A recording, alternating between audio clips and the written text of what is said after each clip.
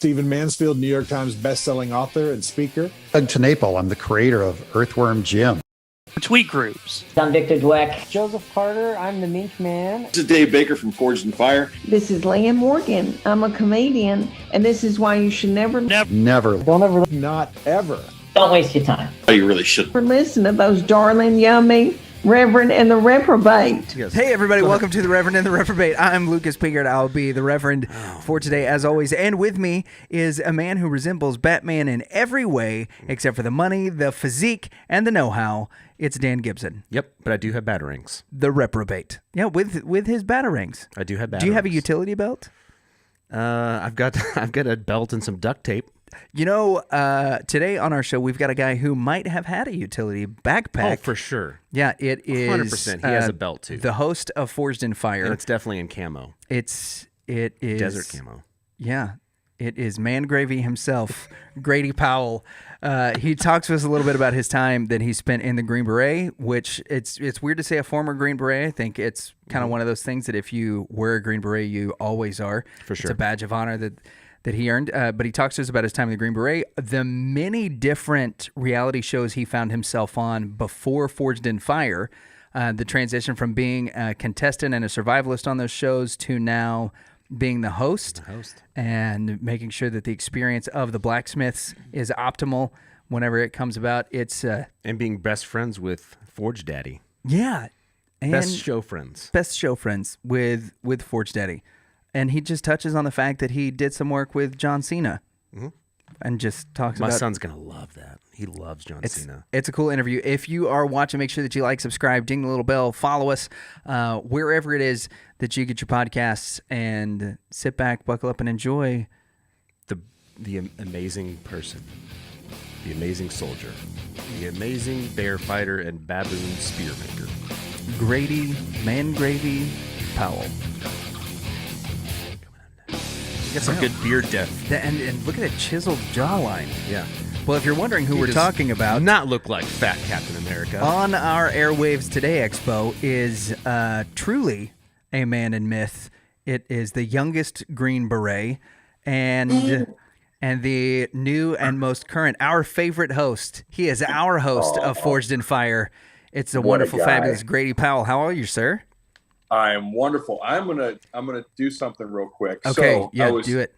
Right before we got on here, I was thinking about previous interviews I've done and articles I've read about myself. Mm-hmm. I got to ask you, where did you read or hear that I was the youngest Green Beret?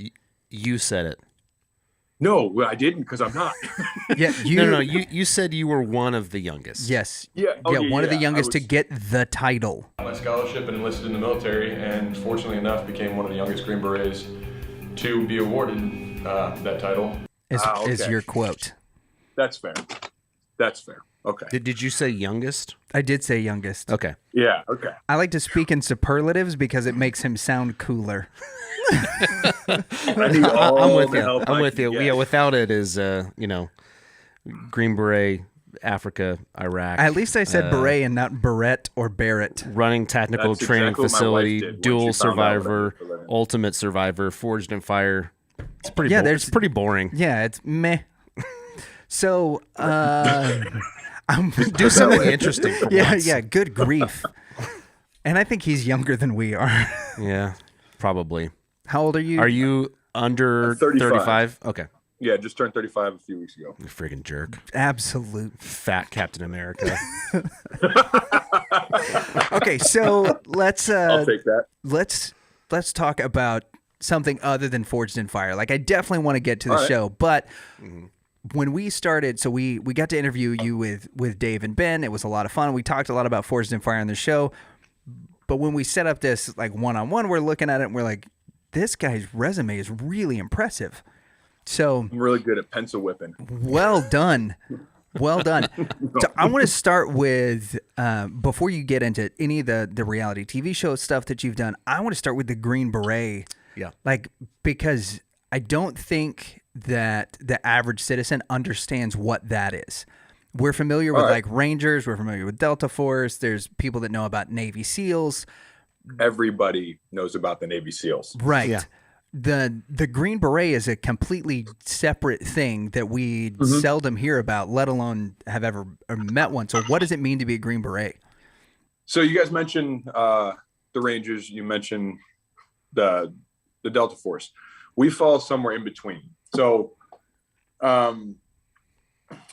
if you look at the action arms of the Army, you've got the infantry, then you've got airborne infantry, you've got the Rangers, and then you have the Green Berets. In my opinion, some Rangers say they're better than Green Berets, but if you look at just the schooling and the classifications or qualifications, if you go to Ranger School and then you go to the Q course and become a Green Beret, you wear a Ranger tab, but you're a Green Beret. If a Ranger goes, well, how do I put this? If a Ranger goes to this Q course, they become a Green Beret. If a Green Beret goes to the Ranger course, they're still a Green Beret. So if that tells you anything about, I guess where they lie in the hierarchy, in my opinion, everybody's got their specialties. The Rangers are absolutely bad, but we have a different skill set. And from back in Vietnam till now, a big part of our skill set and our job set is to train foreign forces to be self-sufficient so they can fight for themselves and we don't necessarily have to. Okay. Stanford's a safe place. So, for instance, in Iraq, a big job of the Green Berets were to be the first in, the tip of the spear, and go train the Iraqis or train rebel forces to stand up against a tyrannical government. I was in at a time when it wasn't anywhere near as crazy as people just assume. They think I was John Rambo and I was going around shooting bin Laden in the face and whatnot. It's not how it was. I carried the title. I worked with a lot of bad guys. It was intense, but it was nothing compared to what a lot of these guys have gone through. So I don't want to try claiming that I was this crazy bad. I feel like I'm fairly tough. I feel like I've gone through a lot, but I'm not.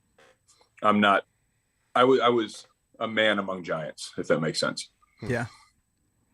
And then as far as where we stand in the full military spectrum, when you're talking the Naval Special Operations or the Air Force Special Operations, the Marine MARSOC. So you've got the Green Berets, the Army Special Forces. A lot of people say Special Forces and refer to the Navy SEALs or MARSOC.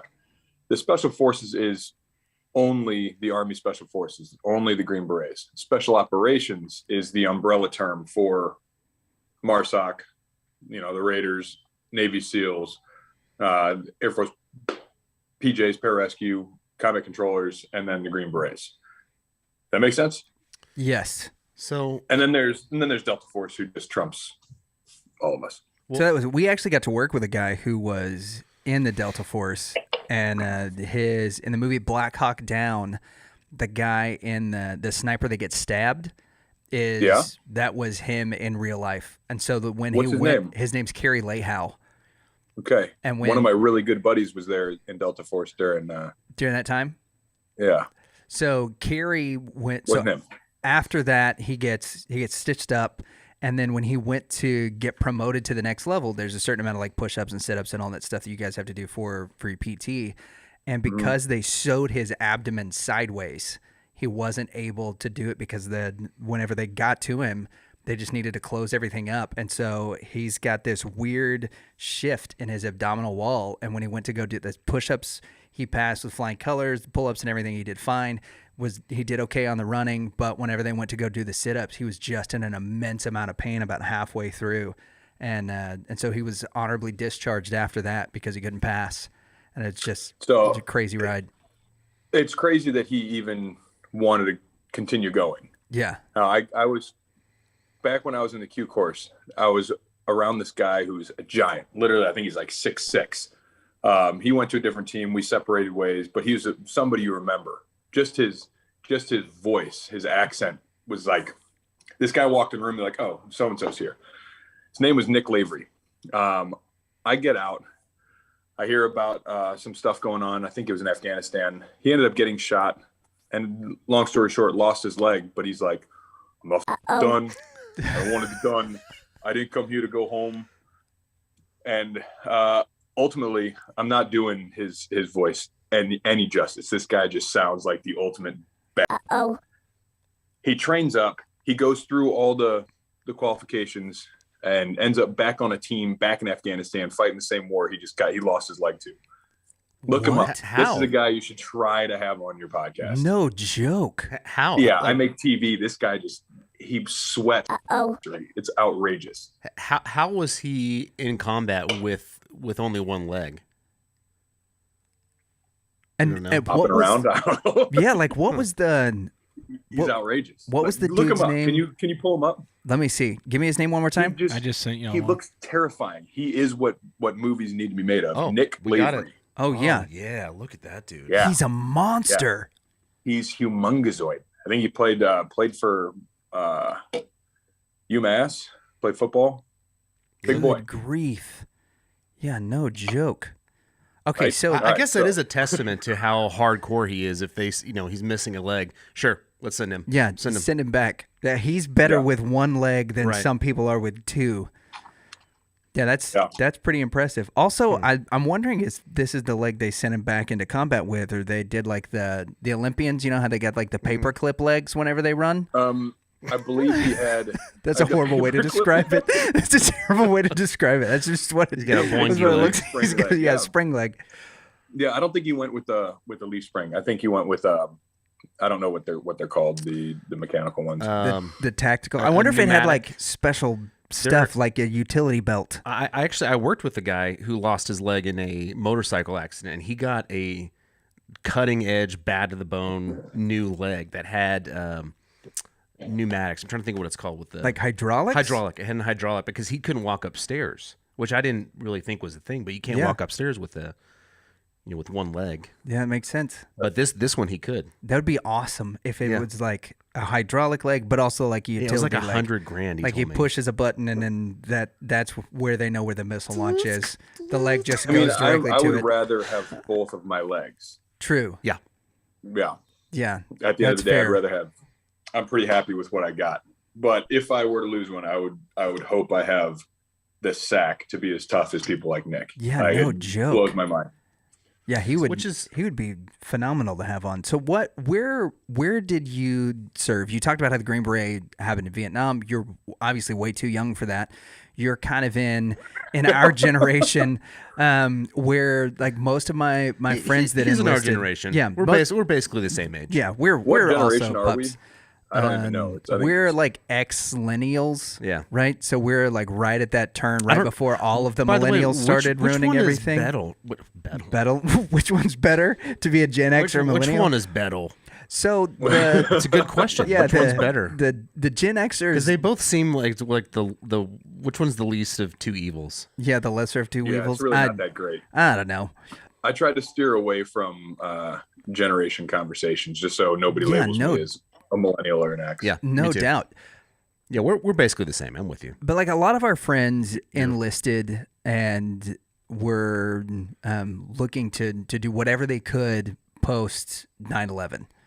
And so for me, that happened when I was 15 years old. I was a couple of months away from turning 16. It sounds like you were probably 14, I was almost in 15. ninth grade. Yeah. Ninth grade history class, so it would have been. It was 4 days before my 15th birthday. I think 15th or 16th. So what impact did that have on you as far as like you're wanting to be involved in the military, or was it primarily? I know you said your dad was a Green Beret. Was it more influenced by your parentage? That's a good question. So yeah, my dad was a Green Beret during Vietnam, but he was a Green Beret during Vietnam, but he wasn't a Green Beret while he raised me, and he didn't raise me from the boots of a Green Beret, if that Right. makes sense. He was a business guy. He was my dad. But that being said, I knew as a child that it was something that I wanted to do, and that he never really brought that influence into our upbringing whatsoever. I mean, both my brothers are on the opposite end of the spectrum from me. One lives in Copenhagen, Denmark. One lives in San Francisco. But it wasn't about our upbringing. I feel like it was in my blood. I was a kid who was down in my basement with a Red Ryder shooting little green army men and going to the woods and, throwing mud balls at the other kids or going paintballing or whatever it was. I knew is something I needed to do. When 9/11 happened, I don't know if I definitely wasn't mature enough to realize the impact that day had on the world and what it would have on my life and so many other people's lives. But I knew that there was something happening. And as the next couple of years happened, and I started hearing the news about what was going on. We were actually in a war, and there are guys, men and women dying over there, and we have an actual enemy. We have a tangible enemy now. I started getting more serious about it. And even though my dad was in the Army and he was in the Special Forces, my friend Philip and we went to a private Christian school, and there wasn't really a huge military influence. We didn't have like a JROTC or anything like that. So he and I took it upon ourselves to go to the Marine recruiter and recruit a recruiter to come to the job fair or whatever. And then we ended up building kind of a relationship with this guy, and both he and I had decided we were going to join the Marines. And we were both going to do it right out of high school. Well, I don't know exactly how it happened for him, but I told my parents pretty close to graduation that was my plan. And my dad sat me down, excuse me. And he said, we pretty much knew this day was coming. But we absolutely respect your decision to do this, but here's another option. And they brought up, ROTC. Like I said, we didn't have it in high school, so I had no idea what it was. Right. And my dad more or less asked me to give college a shot, look into this ROTC program and see if it was something for me. I don't know if that his time during Vietnam had anything to do with him wanting me to stay out of the enlisted side of things or go the officer route. I don't know exactly. He's a fairly private guy. But I agreed, contacted the ROTC at Mizzou, ended up getting a full ride scholarship and did that until I quit. Okay. Yeah. There you go. So I was on a scholarship, and I think it was about 3 weeks into sophomore year. I knew my heart wasn't in it. Even from the first day of freshman year, I just knew it wasn't what I want to do.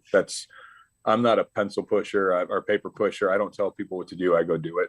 Mm-hmm. So I went to the battalion commander, and I said, I very much appreciate this opportunity, but here's what I need to do. And I dropped my scholarship, stuck around school for a little bit, and had my fun. Snuck home one weekend without telling my parents, went to a recruiter, enlisted, went back to school or back to Columbia and partied a little bit. And then came back home and let them know, like, hey, by the way, I'm not going to be going back to school next semester. I'm going to be going to Fort Benning for basic training. My mom had a conniption, a bunch of proud tears. Mm-hmm. But that's how it started. So I've got a cousin that's at Fort Benning right now. He's an E6 and a mortarman that's down there in Fort Benning. All right, so chapter 2, yes. Grady hits boot camp. This is what I want to know. Yeah. So when I went to the recruiter, they offered me what's called the 18 X-ray program. They call it baby SF or whatever. So you basically come off the streets already in a pipeline to potentially become a Green Beret. So that means you would have to go through basic training, through the infantry, AIT or advanced individual training, go to airborne school, and then go into directly into the SF pipeline with some pre-qualification course training. And then if you make that, you go to the qualification course you go to selection. If you make selection, you fall into the Q course. And it's not like once you pass selection, you're going to become a Green Beret. You have to pass every single different iteration throughout between 1.5 years and 3 years. So I didn't want to come off the street saying I am good enough to be a Green Beret. I knew what it meant to be in the special operations. I knew, these guys are some of the best. And I was a wet behind the ears, stupid kid just dropped a free ride in school. I'm an idiot. So, I said, thank you. I appreciate it, but I'm just going to go the regular route. And I took what's called an 11 X-ray program. So it's an infantry recruit. They can choose to either put you in as 11 Bravo, just regular infantry, or 11 Charlie, a mortarman. And apparently my math testing was high enough that they figured I could shoot mortars at stuff. That's awesome. You can shoot from far away. I could be trusted around explosives. So I went through my initial training as an 11 Charlie, and that's when things started getting more serious. So I was 11 Charlie with a Ranger, a RIP program. What's it called? The RIP selector. I don't even know. I had the option to go to airborne and then into the Ranger program. But while I was in, I think it was advanced individual training, the AIT, the Special Forces liaison at Bragg came and talked to me and a couple other guys in my platoon, and they're basically like, your physical fitness, your leadership, your whatever, shooting, all these things are what we're looking for. We'd like you to take a look at the Special Forces program and see if an 18 X-ray from this point is something that would interest you. It's like, it absolutely interests me. That's where I'd like to be in the long run. But again, I'm not where you're at. I'm not as good as you are. I have a lot to prove. These guys, most of the guys in the Special Forces had been in for 5 years or so before they even had an opportunity to go to selection. And here I am in for like 8 weeks, So I denied that offer. I think it was 2 times. And then the third time they came to me and they're like, we're coming close to the end here. Time to make a decision. I want to give you one more chance. And I asked him if I could take the night, call my dad, bring it up to him and see what he thought. At this point, I'd just been making decisions by myself, again, like an idiot, because I thought I knew everything. So they said, yeah, go ahead, take a day. I called my dad and told him the situation. He said, hold on, son.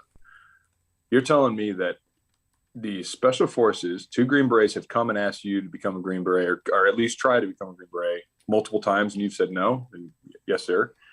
Are you fucking stupid? At this point, I'm sure you guys knew I was. Yeah. But yeah, I was like, okay, so that's a yeah, I should do this. He said, Grady, if you don't do it now, there's a reason they're coming and asking you. It's respectful that you don't want to put yourself in that position, but they're asking you to do it. So I said yeah, and that's when I guess the training really started to earn a Green Beret. So what was that like? What was the training to become a Green Beret, and how was that different than basic? It's in the way that it is basically stripping away you, stripping the you out of you. It's turning you into a moldable gray piece of clay that they can then turn into a soldier.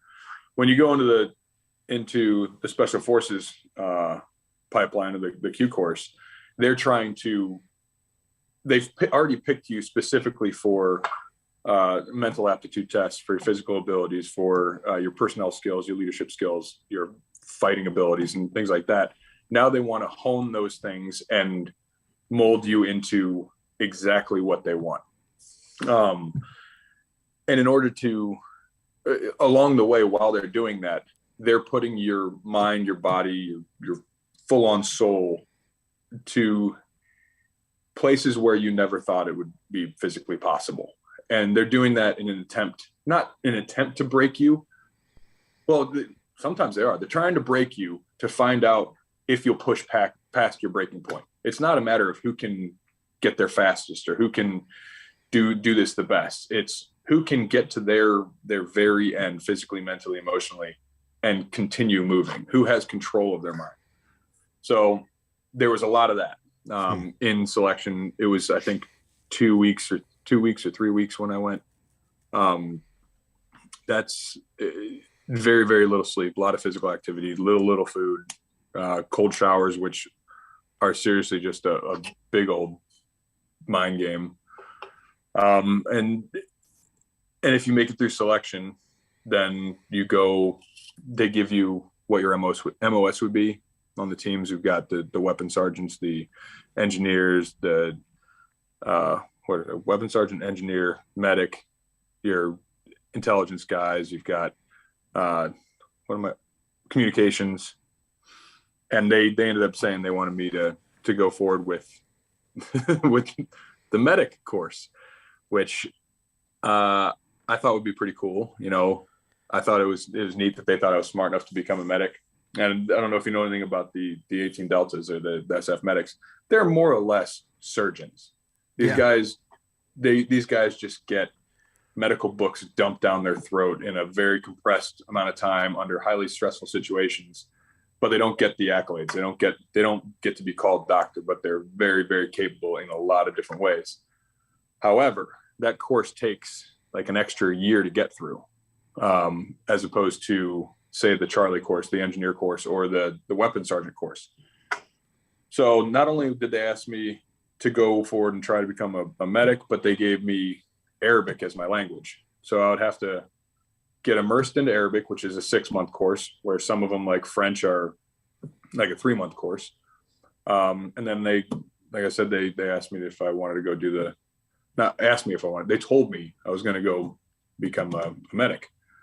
And here I am, like, ready to go to war. I just quit school. I dropped my scholarship. I'm ready to do this thing. I want to get through this as fast as possible. And I'm looking at least 2.5 years of training ahead of me before I even potentially get to wear a neat hat, be around tough guys, and go do what I'm here to do. So I tried to trade with people.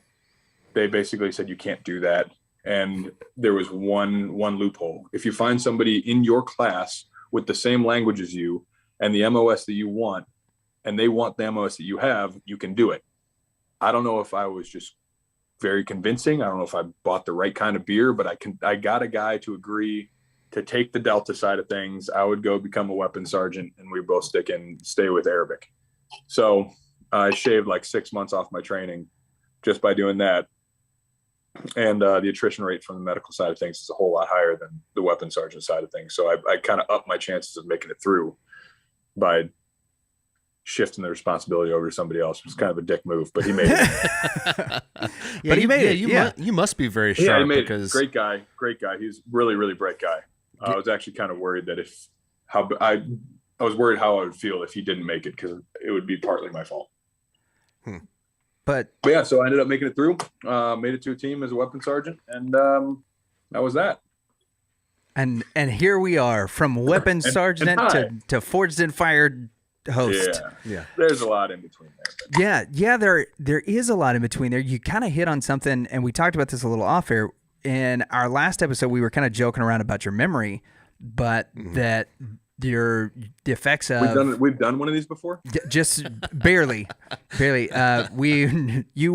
you remember the night with the Forge Daddy and Ben, we were all so that was it was a ton of fun. But you had made a couple of jokes about your memory that had happened, potentially due to one of the many vaccines that you guys have to get, especially into not just the area of the world that you were going into, but also as like there are so many different kinds of threats that we don't think about.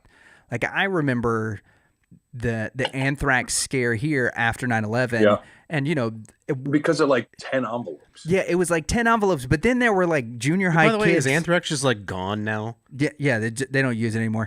I think it's always been a thing. They just I don't know if I want to get into all that. Yeah, right? but there were also like junior high kids walking into school with like baby powder and envelopes, pretending like they were throwing at people, and so it became like this really big, for about 18 to 24 months. It was one of these like flash in the pan kind of phenomenons. Our generation's cooler. Now it's Tide Pods. Yeah, that's way better. Yeah, so much better. So you had mentioned off air though that you'd been able to overcome some of the stuff with the memory stuff from some of the new things that you're doing. Do you want to talk about that? Yeah, absolutely. So I'm not 100% sure if this is factual, but over the years since I got out, I realized my memory was degrading pretty rapidly. So doing some research on what could have possibly caused that from my time in the military, I came across the anthrax vaccine and my anthrax card. And the anthrax vaccine has a side effect of short-term memory loss, potentially. So I immediately latched onto that. That's what's going on. I got a bunch of these shots. I blame Uncle Sam. Sure. Then I started hearing more and more about this HRT, or hormone replacement therapy, where I don't know if it's because of the foods we're eating or our lifestyles or drinking too much beer or what it is, but guys these days, especially, I mean, it's normal to happen around 30, but especially people in high stress environments, like in the special operations and military in general, or police officers, whatnot, around 30 years old, your testosterone levels and your hormone levels just start to plummet. Oh, you don't have to tell us. Well, did you get tested and they actually checked your T level? Okay, so are you guys familiar with the whole what's normal, the spectrum of normal? It's huge. Yeah, from the spectrum of normal is like 10 to 200. Yeah, which means there are many people on. I shouldn't say 10. 10's absolutely ridiculously low, but everybody is different. It basically tells me, with such a widespread variation of what's normal for people, there is no normal, and have no idea what they're talking about. So I went to the doctor when I started reading up on this and thinking maybe this is something that could be going on with me. I went to the doctor and got tested, and I came back with I don't remember exactly what I was at, but it was right outside that 600. I think it was like 650. By the way, for adult males, it's 240 to 950. My doctor told me 200 to 600. And because I was at 650 or whatever, 650, 675, he's like, oh, I'm sorry, I can't do anything about it. It's just what happens. So I go home already mentally beat up. My brain fog is outrageous. Libido is not what it used to be. My energy is in the pits. I have no motivation to go. I wasn't a barrel-chested freedom fighter anymore. Like, I didn't want to go. I wasn't as alive. But I leave this doctor's office thinking, you know what, maybe I'm just a bitch. Like, maybe it's just me. Maybe I just need to man up, and I got to do something. Well, a year later, 2 years later, I found out a friend of mine started one of these, a guy I know started one of these clinics, and I get to talk to him about it. And he's like, no, Grady, like you were, no. He knew me right when I got out, is when we met. And he's like, you are not the same person you were then. And he gave me some statistics of these high energy, high activity, high stress environment kind of people, and what their numbers should be at. So without getting into specifics, I'm way higher than I was before. I feel absolutely phenomenal. In the process, going through an actual hormone replacement therapy clinic, I found my thyroid was jacked up. My other levels were screwed up. So we got me on a regimen of, I'm doing the pellets. You familiar with the pellets? Yeah. They insert several into, did you get them in the hip? No, I do them in my back because I do a lot of sitting. It's very painful when it happens. The first couple days, I'm an idiot, and I just drove 15 hours to get back to Connecticut, having just got the pellets in on Friday morning. Oh, man. Bad move. Yeah, no doubt. How long do they last? 5 months. You just leave them in, and they slowly get pulled into your bloodstream based on how much activity. So mine were 4 months because I'm working out every day, not every day, like 4 or 5 times a week. Mm-hmm. So mine lasted 4 months before I started feeling the brain fog again. My sleep was getting affected, and I went back in Friday, and I'm pretty much back to normal now. And they just dissolve. Yeah, over time they just dissolve, which is awesome. But how big a gauge needle is it? What's Is it like a? It's pretty close to like a Bic pen. Yeah, it's like what you use whenever you're injecting turkey. If we were fighting baboons with it, would we be successable? Yeah, 100%. Yeah. Okay. Are you bringing in dual survival? We are bringing in dual survival now. Now that we got Grady off air, Grady was like, there's this one thing that I want to talk about. We did it. Now let's talk about you fighting baboons and running through cocaine fields. So you had mentioned on the last episode that this was not your first reality TV foray. And we mistakenly guessed that you were previously on The Real World, judging by your haircut. And now it's similar to the one that you got now. But now you've that was just a nice way of throwing some shade. But we do really want to talk about this. So what the heck? How did you get involved in dual survival? You kind of like in your intro, you just sort of scathed over the fact that you're like, yeah, I run this tactical training thing where we teach people how to be dropped into, like, if somebody from one of the places that, or from one of our trainings, like yesterday he was in an office, but now I can drop him into a war zone. And since he was training with us, he'll know what to do and be able to fight off this herd of baboons. How did you end up on dual survival? All right. Well, there's actually, I got to go back a little bit further from that. I think let's do it. We got to establish how I got onto TV. Yeah. In the first place. Did we go over this last time? No. Okay. Do they actually shrink people? No. What's that? No, Zoolander. Stupid question. They don't shrink people and put them in the TV. The files are in the computer.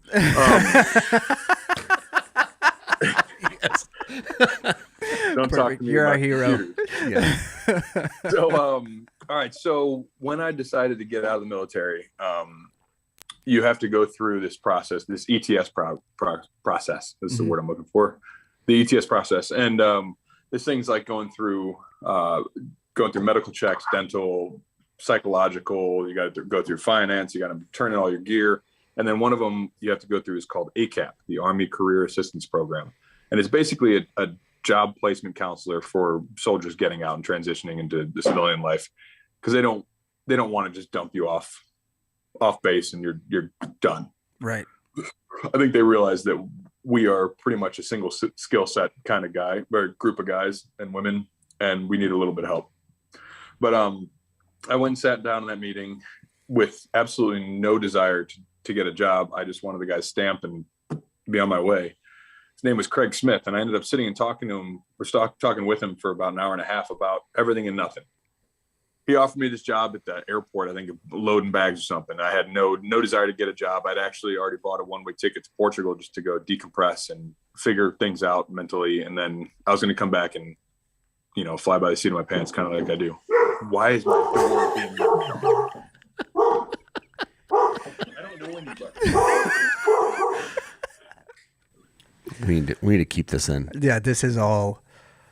It's good stuff. This is bonus. Hey, what kind of dog do you have? The best one in the world. Chris, come here. He's a Dutch Shepherd mix. Ooh. I don't know what that's supposed to mean. Dutch Shepherd. Is that Look at him. I'm trying to think what they're called. He's an old boy. That's a seasoned puppy right there with some gray in that beard. Yeah, he's got his little speckle snout these days. He's not tough at all. Dutch Shepherd. There's another name for Dutch Shepherds. I don't know. Bruce? Yeah, there you go. That works for me. I have a chicken named Bruce.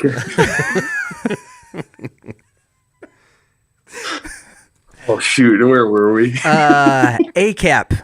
And then you took a one-way trip to Portugal, or at least you wanted to. So I shook Craig's hand, jumped on a plane, went to Portugal, and was living there for about 3 months, and ended up living in Germany for a short bit. And while I was there, I got an email from him saying, "Hey, Grady, it's Craig. I got a call from Hollywood asking for an ex-Green Beret to do this TV show. Would you be interested?" And I responded quickly with a hard no, but thanks. Yeah. And he called me out. He goes, "No, man, you told me in our conversation that you never walk past an open door without at least looking in." And I try to be a man of my word. So I said, "All right, fine. I'll take a peek. What do I need to do?" And he said, "They just want a short bio and some photos of yourself." I said, "All right, fine. Like, I can do that." So I gave them a ridiculous bio of myself and the most obnoxious photos I could possibly find of myself overseas. And I'll send you the one that got me the gig. Sweet. It turns out it's exactly the kind of personality they wanted. My plan backfired. And so I left Germany and went on this show called Stars Earned Stripes on NBC. And that's where it started. It's weird. So on NBC. On NBC, yeah. I was a military ex-special operations soldiers training celebrities and then competing in these military style operation deals. Familiar with Chris Kyle? Yeah. Oh yeah. Yes. So Chris was on that. We got really, really close before his life was taken. Still very close with all the guys that were on the show. It was an absolute blast. Like very, very high budget helicopters and lots of explosions, live ammunition being fired. That's awesome. An absolute blast. It was honestly more fun than a lot of times when I was in the special forces. Like, we got to do cool stuff, and I didn't have to do any paperwork to get to do it. and risk, I imagine, was managed well. No, it's Hollywood. Yeah. What celebrities were on that season? Terry Crews. Okay. Oh, awesome. Nice. Yeah, Terry Crews is on that. I was partnered up with Eve Torres. She was a WWE superstar. Yep. Todd Palin, Sarah Palin's husband, was on it. Okay. Peekaboo Street, Olympic skier. Dean Cain, who played Superman. Yep. The Lois and Dolvett Clark Quince. Superman. Yeah. Okay. Who? Yeah. What's that? The old Lois and Clark. He's a good dude. What's that name you just said after Dean Cain? Dolvett Quince. He was, I can't remember exactly what it was, but he's a motivational speaker, and I think he did some known for some workout stuff. I don't remember exactly. I didn't know all of them. Right. Layla Ali, Muhammad Ali's daughter. Oh, dang, that's pretty cool. She's tough. I actually almost got her in a lot of trouble. We did a red carpet once, and I kissed her on it just as a joke. Oh man. I didn't know how these like tabloid things worked out, and I was just being friendly, and I gave her a kiss on the cheek or something. She's like, I'm gonna hear about this. So good job. Oh man. Yeah. So it was a lot of fun. Eve and I ended up winning the whole thing. Nice. Donated a bunch of money to, I think it was the USO was her charity of choice. Very cool.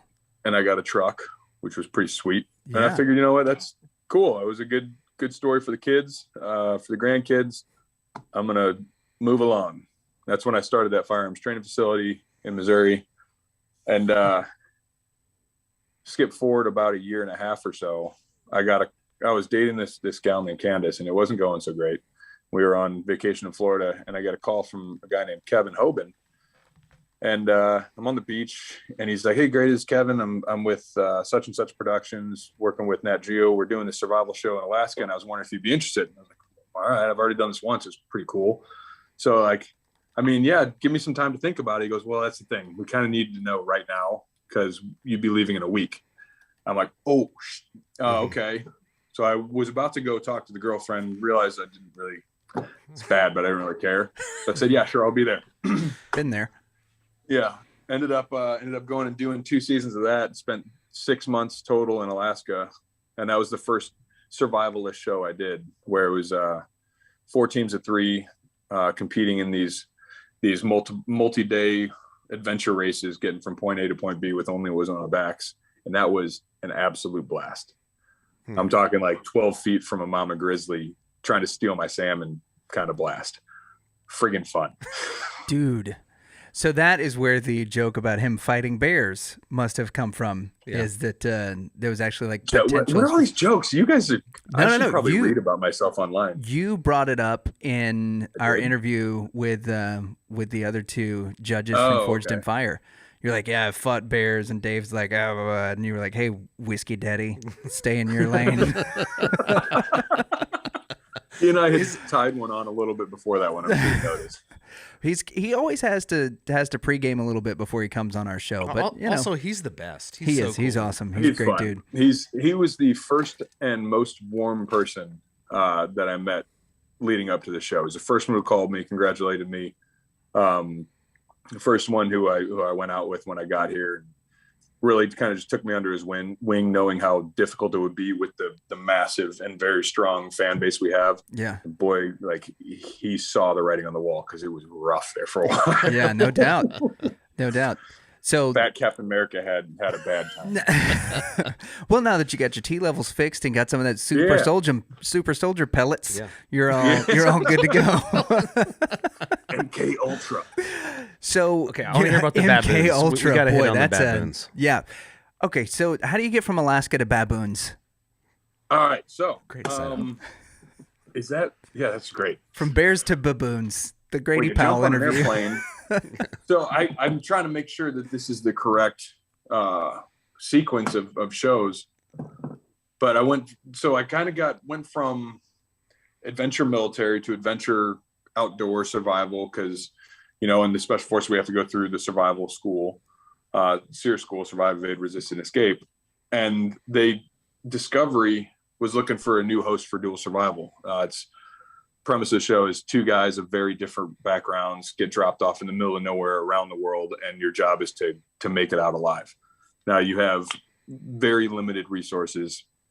Sometimes you have like a compass or some fire making technique or whatever, but they asked me if I'd be interested, and I was like, you know what, I'm not a bushcraft guy.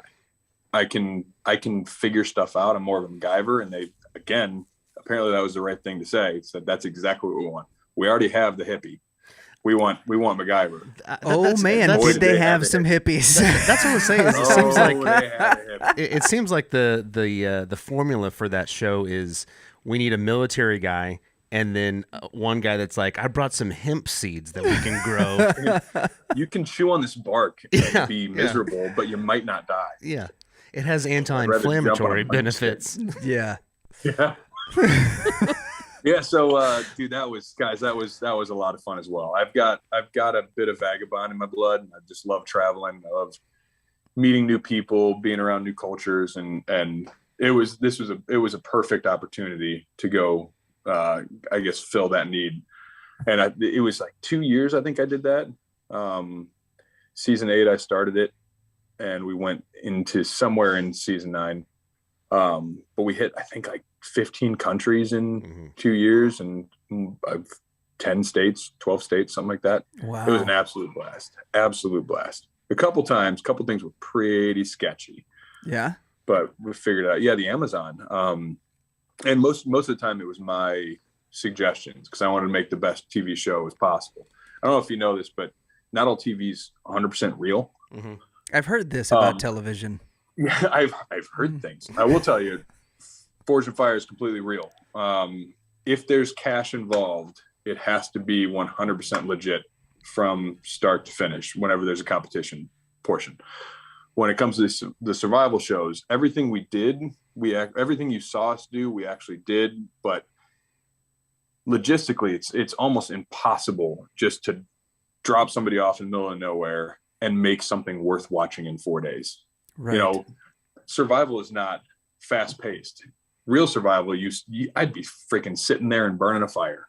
But because if I got there by car, I know there's a road pretty close. If I got there by airplane, I know there's an airport pretty close. I know there's civilization somewhere within, smoke range or whatever. Right. But it wouldn't be fun to watch. So in order to captivate, have an audience that wants to watch a show, we kind of, I guess, brainstormed before getting to a location. The producer would call me and say, hey, this is where we're going.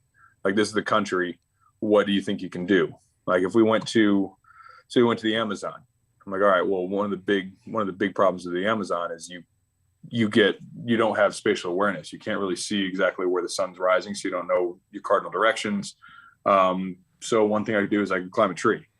I know they're very tall, but if I have some way to climb, then I'll figure it out. Mm-hmm. So this is one of those times when I made a stupid suggestion. I know that these massive vines that can hold hundreds of pounds. So in our little kit that we found, there was a bit of rope, and I made this climbing rig and climbed like 200 feet up to the top of the canopy, so I could get a bird's eye view of what was going on and actually read the topography and figure out which way home might be or civilization might be. That was stupid. So stupid. It sounds awesome. It was rad, but it was so dumb. My wife would 100% have left me if she knew me back then. Like, I'd come home, babe, I just did something super cool. I tried to stab a baboon in the chest. She'd say, all right, you're on the front door. Get out of here. Yeah. You're like, but I met up with everybody from Fern Gully, and me and Robin Williams saved the Amazon. and then you'd be fine. I fought some piranhas. Yeah. It was fun though. The baboon thing was, I don't remember exactly what happened there, but I feel like Bill and myself got a bit of an argument. I think I can't imagine that happening. I think he was yelling at the baboons, and baboons don't guys. No. They will rip your face off. And I didn't know this firsthand, but I read sometimes, and I knew that there had been situations where monkeys get that monkey strength and remove dermis from bone. Right. And their So, teeth I was are like, you know, Yeah. Yeah. I actually have one back at the house. Not from that. I didn't kill any bamboos. Yeah. Bamboos. I killed a lot of kill- bamboo, but not any bamboo. Look that- you checked the carcass and brought it back. He planted bees in the carcass and drank honey out of it whenever he came back on the round trip. That's a Bible reference. That's what Samson did to a lion, but that's later. Planted flowers in a carcass? No, Samson killed a lion and then came back on the journey back home and found bees in the lion's carcass and pulled out the honeycomb from there and then was sustained on the honey so that he could make the return trip back to camp. And then some woman gave him a haircut. You idiot. I call my wife. Then some broad gave him a haircut. I call my wife Jezebel sometimes. She does not like it. Yeah, I'm sure not. It's very funny though. Does she cut your hair? Maybe coming up. I've been thinking about it. Yeah, you were talking about fighting baboons, and Danley was thinking about the most dangerous thing he's done is calling his wife Jezebel. That's way more scary though. scary. Okay, so you ended up with a baboon tooth, but not from a baboon that you. I don't even that know you if killed. I got it on that trip. I think I bought it we would oftentimes get like a day or two before we got dropped off in the wilderness just to go experience the culture a little bit. And I think That's cool. I got a necklace with a baboon tooth on it and a piranha. I got a baboon and a piranha tooth. There Called you it. go. So you're on dual survival. You get into an argument with a hippie who's trying to scare baboons away. You end your career there as you go into dual survival retirement, and then you get the call. I got fired. Yeah. They went it. We're going in a different direction. We need somebody that's a little nicer to put our out to hippie. pasture. I got fired. No, they were. I've been pretty well. Like my career in television has been like the closer, more or less. Like when shows have peaked and something bad happens and they're like about to fall apart, like Dual Survival. I got brought in to like Try get and a couple more revitalize seasons it. out of it. Yeah, and I don't think that's what's going on here with Dual Survival, but I've been on. I don't know that the only time I've ever been on the first season of anything was the first show I did. I've always been Stars and Stripes. Stars and Stripes was the first and only. Well, it was a bad time for firearms in television. It's probably pretty true. Yeah. So, which is interesting now that you end up on Forged in Fire, which, from what it sounds like, the only issue that the people in Forged in Fire are having is how to come up with new swords and weapons to make in order to keep the fans entertained, because the trajectory of this show is continuing upward. How did you make it from Dual Survival to Forged in Fire? And let's talk about the FIF fan clubs and why Grady's now our hero. Yeah, I got to think back to exactly how I was approached for this one. So I've always been like on the shows where I'm being Grady. I'm just going and being adventurous, going and shooting guns or climbing trees, fighting baboons, whatever. And I actually got an agent pretty shortly after the first show, and he was like, "Man, I think it's time for us to take the next step. I know you're having a lot of fun with this, but if you want this to be a career, you need to take the next step." And I think John was the one who was reached out to by previous producer, executive producer of Forge and Fire, and was asking if I'd be interested. And I don't pass by open doors, so I said yeah. And it was a big step. I had to have a lot of conversations with my wife about it, because the old shows, she had never been part of a production with me. She'd only seen one right after I shot it. We met after the John Cena show. But we had to have some serious conversations about what it would mean, how I don't care about the attention. I just like the adventure. Right. And she knew that about me, but she came from a pretty difficult first marriage. So it took some conversations and us figuring out what we were going to do. But on top of that, she'd never lived outside of St. Louis more than like a couple weeks. Oh, wow. And we would have to move completely across the country with her being 6-7 months pregnant or something like that, to an apartment, unknown town, doesn't know a single person, away from all the family. And that was a very hard decision to make, but we decided it was the best thing to do for our family. And we said, yeah. And then we got here and jumped straight into season 8. And it wasn't like, all right, we're going to go in and do 5 episodes, see how it goes. It was, all right, we got 50 on the deck. Let's go. Yeah, which is insane. The forges are on. Absolutely bonkers. Let me see if I can find this. So my memory is, I don't have it here. My memory is absolutely trash. They gave me a 14-page script to memorize. Like, since it is there is a cash prize in the show, all the rules, all the parameters, everything, all the explanations have to be nearly verbatim when I read them off. So I'm freaking out. I get up here a couple weeks early because of COVID and we had to quarantine, but I didn't get the script until like a few days prior. And I don't have a memory. I don't have one. So I'd sit up all night memorizing this thing and read it into the mirror and trying to figure out what the heck I was doing, what my voice is in this and who am I? Because I'm used to actually being the subject matter expert, whether it's training in firearms or doing survival stuff or, the travel adventure. That's kind of my shtick. Well, I come into this massive, Forge and Fire family, and I'm supposed to be the captain of the ship.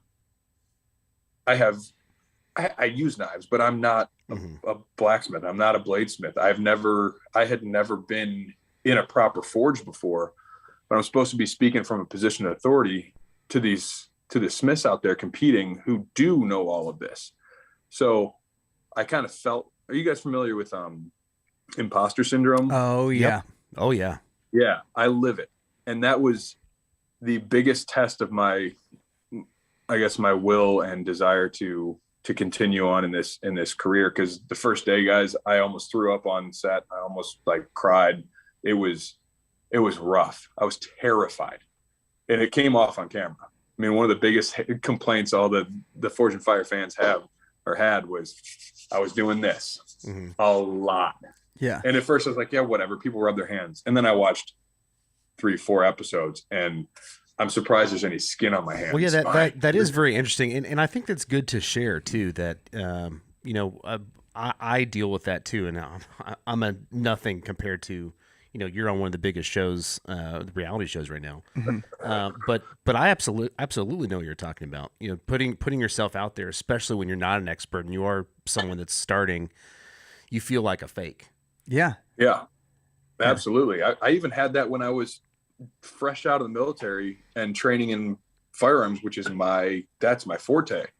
I would feel like, why are these people paying me to learn how to shoot a gun? They shouldn't be doing that. Why are they listening to me? And I would almost throw up on the way to the range every day. And now I'm actually being a freaking imposter on national television on a daily basis. Yeah, but you're good at it. Maybe in your next thing you should be clandestine. That would be a lot He of can fun. read minds. I have. So I have done that. What? Go. That's the next story. I wasn't in Jason Bourne. I wasn't like Jason Bourne or anything, but so I'm from St. Louis, and we know that there's been some civil unrest in St. Louis over the past few years. I've heard about this. And having been part of a firearms training facility, we got in pretty close with the police departments. We did a lot of training with them, trained their teams and whatnot. But during some of the Michael Brown civil unrest, they needed plainclothes people, but we weren't getting paid or anything. We were just going in and gathering information. And I went in as a Vice reporter. I got to find that picture for you guys as well, because it's absolutely ridiculous. No I had joke. Long story short, I just went in and I convinced these guys walking around with AKs and stuff that I was going to write an article and I was going to make it about them. The police couldn't get close enough to get photos of who they were, because they were all breaking the law, but they couldn't do anything about it because of the potential problems, of going and arresting one people in the middle of a huge protest. That would have been very bad. So I convinced them to take their masks off, tell me their names, let me take a picture of them, and then I just sent it up. That one night alone, resulted in, I think, like 15 arrests for our team. By the end of it, I ended up getting arrested myself, pepper sprayed and zip tied and thrown in the back of a SWAT vehicle. But that was more or less to keep our cover. But Did the they cops use who arrested me cops didn't know. like, was it the mist pepper spray or the gel pepper spray? I don't know. It was pepper spray. It hurt. It was awful. I'm gonna say I couldn't see well enough to read the can. Well, Grady, we super appreciate the time that you've given us tonight. We end all of our interviews with a segment called Controlled Rowdiness, which I'm sure that you're familiar with, having experienced it once. But tonight we have curated questions. We have curated questions on this episode just for you, Mr. Grady Powell. So, as you know, that there are no right answers, but there are several wrong ones. So watch out for that. Danley, if you'll get us started. Okay, here we go. Oh boy, you guys. Have you ever fired 2 guns whilst jumping through the air? Yeah, absolutely. I ran a firearms training facility. It's kind of a rite of passage. Okay. Have you ever been in a high-speed pursuit? Have I been chased or have I chased? Either or. Because yes. Both. Yes to both. Yeah. Wait. Is this in the training facility or is this elsewhere? Next question. Oh, awesome. The best. Awesome. Have you ever fired 1 gun whilst jumping through the air yelling, "Ah"?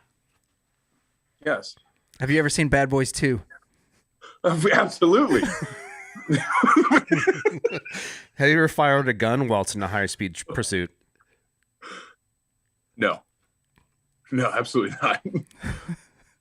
What did they call you in boot camp? Nothing really in boot camp, but my call sign was Man Gravy. Man gravy? Man, it evolved from Grizzly to Gravy Train to Man Gravy. So yeah, That's a great that call was sign. that. I like that. Man gravy down. Yeah. Awful. It was awful. I was so excited when they started calling me Grizzly because that's tough. Grizzly's cool. Yeah, Grizzly's cool. Gravy Train was all right because I was pretty big at the time, and then our sergeant major called me Man Gravy over the radio, and I knew that's what was going to stick. It was done. Game over. that is Gravy. one that once a bunch of other dudes hear it, it's not going. Yeah, I was away. like, oh, dude, the radio went silent for a minute, and then just the chatter started. Let's see. You're next. Is it true that there's a place in a man's head that if you shoot it, it'll blow up? Depends what caliber you're using. 5. Well, I'm gonna guess that you haven't jumped through the air whilst firing 2 guns, yelling "ah." No, I've not. I've not. Have you tried a bidet? Yeah, for sure. Is it superior to toilet paper? Absolutely, but there are a lot of things that are superior to toilet paper. The easiest of which is baby wipes. You have children. If you haven't used baby wipes, you've made a mistake. I do. I have a child, and we still have baby wipes. Is The is best it? thing, we got one of those baby wipe warmers for Nash, and he doesn't get it anymore. This is Daddy's. Yeah. This is now. This is Dad. Is it true that you went into the Army instead of the Marines because you could not suck a golf ball through a garden hose? I just didn't like the taste of crayons. All right, Danley, wrap us up. Let's see. What was your favorite food that you got to eat? Overseas? Yeah, traveling. Paella in Peru. I don't know why. It was just cool. really, really good. That sounds amazing. Cool. I think it was paella. I could be completely wrong. I'm pretty sure that's the Peruvian dish. The yellow rice with chicken. Yeah. Yeah. In a big Friggin' delicious. wok bowl. Yeah. I also think those are famous last words. I think it was paella. Actually, all right. So that was my favorite food on a set of a TV show or whatever. My favorite meal overseas. We were doing like a security detachment for the president of Iraq at the time, and some U.S. delegates, and they gave us like a 5-course meal at the Palace, and it was absolutely ridiculous. But then I just had to go back to work. It was like, it was cool. It wasn't great. He had his personal tailor make us like the full dress uniforms that still have. I'll send you that picture too. Sweet. Pretty ridiculous. You could fit like 7 bodies in the pants, live or not. Like MC Hammer's got nothing on these things. Easy transport. Why do you need a tailor for pants that are that big? I don't. That's actually a really good question. Well, there you go. It's a very just good PJs. question. You can get them for $5.99 at Walmart. So comfy though. Like we're doing something wrong over here. We really are. It's so free. Bidets and PJs. Yeah, that'll take us Bidets away and from PJs. skinny jeans and toilet paper. Yeah. Bidets and PJs, the Grady Powell interview. Grady, thanks so much for being on with us tonight, man. We appreciate it. Cheers, guys. Oh, and by the way, thank you for your service. Yeah, absolutely. We didn't say it. I had a blast. I'd do it again tomorrow if my wife would let me. Yeah. Grady freaking Powell. I never know what to say. Yeah, I mean, Grady freaking Powell, though. Yeah. Yep. Yeah, pretty much. It's cool to get to dive into the other stuff that he's doing besides Forged in Fire. Yeah. Because everything he's doing on Forged in Fire has been very visible to us. Obviously, that's how we first found out about him. About it. Yeah, but We've talked about some of it. I mean, there's a lot. yeah, the amount of just other stuff that he's done in his life, the Green Beret stuff, all of the other reality TV shows that he's been on, now being part of this, it's so cool to get to see just the career trajectory that he's had, and now that he's found a good home on Forged in Fire is just awesome. What were you most surprised by in the interview? I don't know. I mean, I don't know. I'm still absorbing some of it, honestly, because some of it is pretty funny. Like he quit school to go join the military, and then they tried to put him in school, and he had to trade somebody to get out of that. There's some really cool stuff that he's gotten to do, including being on reality TV, serving as a Green Beret. I mean, we could talk for hours about one of those things. Right. And what we did discuss with Dual Survivor and Ultimate Survivor Alaska, we still just graze the surface. Yeah, and it's incredible, like all the different places that he's been. He talked about being 12 foot away from a grizzly bear, that there was, and we'll have to figure out whether or not we can show it. Maybe we just put the link to the video in it, about where he actually was in a situation where he might have had to fight for his life against a flock, a murder, a herd, a pod, like a troop of baboons. Yeah, it's a troop. I looked it up. That's insane. Yeah. And now he's just like, you have 3 hours, make this knife. And there's so much. How to make Chris knife? Yeah, there's so much about all of that just, if you only see the show, if you only think of him as the host, or you only hear the credentials of, former Green Beret and served in the U.S. military, that comes with a certain amount of respect. But now knowing that this is, a craft he's put himself into for a while, so cool. And we still didn't talk about all the shows. There was the Grit that he was on with John Cena, which he kind of briefly mentioned. And just a lot of stuff in between when we went from Dual Survival to, and he does Forged it for in fun. Fire. Yeah. It was like, it was great. Yeah. Going to the Amazon, climbing 200 foot. It was really dumb, but it was a blast. That was so cool. That sounds like hell on earth to me. It's like, do you want to go to Alaska? I mean, is it a hotel? Like, where am I staying? The jungle, or not the jungle, the forest. Yeah, right. So, yeah, probably not. But you haven't heard the best part. You get to fight a grizzly for your salmon. That does bring back the... I think I'll just go to a sushi bar. Grizzlies kill nearly 3 million salmon a year. Attacks by salmon on bears are much more rare. So, hey, you guys, thanks for watching. Thanks for listening. Make sure that you like, subscribe, ding the little bell. Follow us on Apple Podcasts or Podchaser. Bullhorn FM, wherever it is that you get your podcast from. And if you would give us the opportunity to get some feedback from you, rank us in the stars, give us a little bit of review. Not only does it help us out because it pops up in more people's feeds, but also it lets us know what we can do to make the show better for you guys. Thanks once again for listening. Y'all have good and get give, and we'll see you next week. I can see it. This is Grady Powell, and you should not listen to the Rev and the Reprobate because their wives say not to. Yeah, so this is like the first time they were trying to do that, and they were trying to find somebody in the arena that was the same size as Michael Jackson, but they couldn't find anybody. So Michael's like, "It's okay, I'll do it." Right?